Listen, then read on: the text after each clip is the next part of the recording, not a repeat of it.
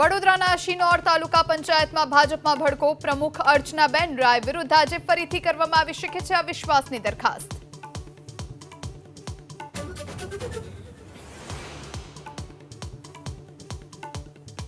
ઉપરવાસમાં સતત પાણીની આવકથી નર્મદા ડેમની જળ સપાટીમાં વધારો. 44,000 ક્યુસેક પાણીની આવક તો મહત્તમ સપાટીથી માત્ર 1.1 મીટર દૂર.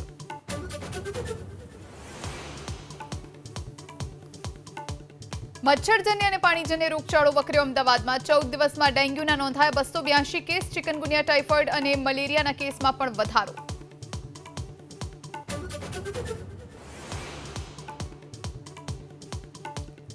અમેરિકાએ ફેડ રેટમાં ઘટાડો કરતા ભારતીય શેર બજારમાં જબરદસ્ત તેજી. સેન્સેક્સમાં 645 પોઈન્ટનો ઉછાળો તો 175 પોઈન્ટના વધારા સાથે નિફ્ટી 25,555 પર.